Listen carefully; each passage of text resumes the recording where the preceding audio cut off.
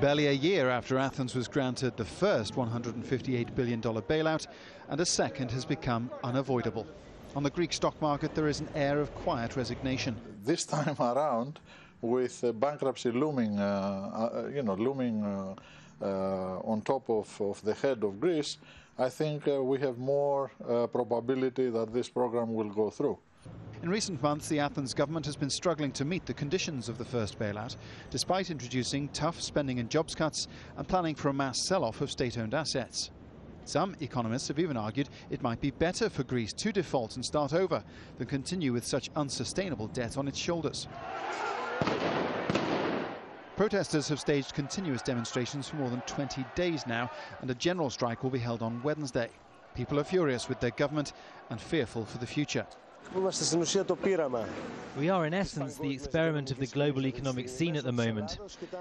They're trying to get reactions using Greece, and they have a plan out there for Greece already, probably a plan they've been working on for the last 50 years.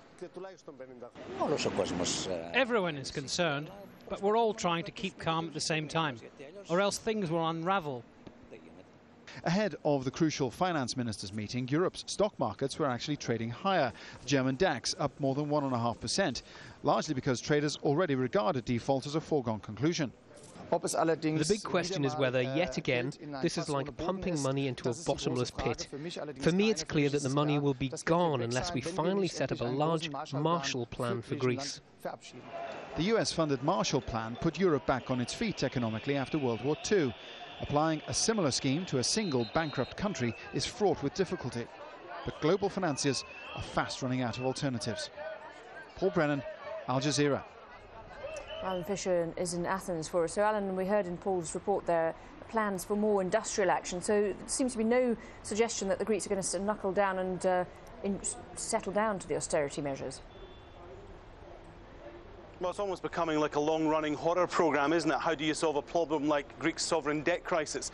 It was a year ago that we thought we had the bailout, that everything was sorted, and here we are 1 year on talking about the D word, which no one wants to say out loud, but is becoming more and more used in the corridors of power, and that is default. That's simply because Greece can't get on top of its problems. Now, it put in austerity measures at the beginning of the year when it agreed the bailout with the IMF, the EU, and also the World Bank. But the problem is the recession has been deeper and further here than anyone expected, and so the deficit has actually grown. It's now around $502 billion. That's 150% of GDP, well above all the targets that everyone talks about. So you can understand why this time round, when the Greek government are saying we have to put in place more austerity measures, we have to raise more taxes, make deeper cuts, sell off public utilities that were profitable, you can understand why there are people in the square saying, and what happens next? How far is this going to go? So that is why on Wednesday we're going to see a national strike, and that is why we're going to see hundreds, if not thousands, of people in the main square outside the Parliament protesting against this new plan by the government.